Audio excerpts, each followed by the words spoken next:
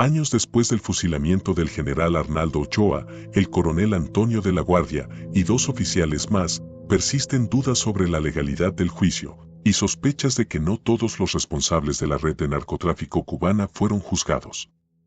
Al cumplirse 35 años, Norberto Fuentes, periodista y escritor cercano a Tony y a su hermano gemelo, el general Patricio de la Guardia, reveló una conversación que confirma que la sentencia se decidió antes del juicio, cuando los implicados todavía estaban libres.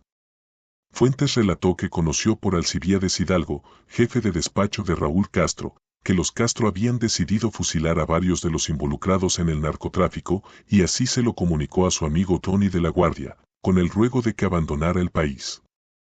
Sin embargo, el coronel no hizo caso del mensaje ni de la sugerencia de escapar para salvar su vida. Tony de la Guardia fue fusilado, junto a otros 3 oficiales, el 13 de julio de 1989, bajo la acusación de narcotráfico y traición a la patria.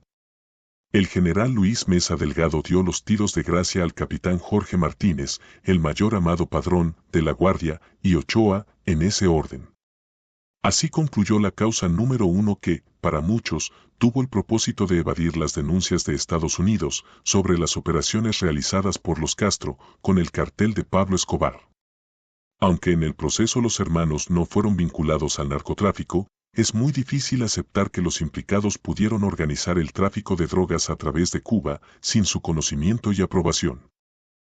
Otro aspecto del proceso es que se realizó 3 meses después de la visita de Mikhail Gorbachov a Cuba, que alentó a los partidarios de la perestroika, quizás creyendo que Castro, al final, se subordinaría a los soviéticos.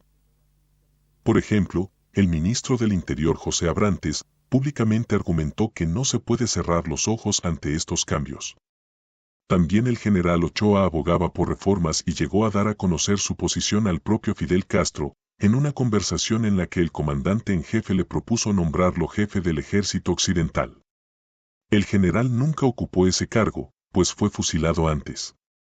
Abrantes fue destituido meses después, en el juicio conocido como la causa número 2, y murió en prisión. Con la causa número 1 no solo se quitó la vida a 4 oficiales, para neutralizar la amenaza de acciones de Estados Unidos por la operación de narcotráfico, también se desarticuló una embrionaria disidencia verde oliva. Y, como se sabe, la decisión de fusilar a los chivos expiatorios fue tomada mucho antes de que un tribunal militar dictara la pena capital.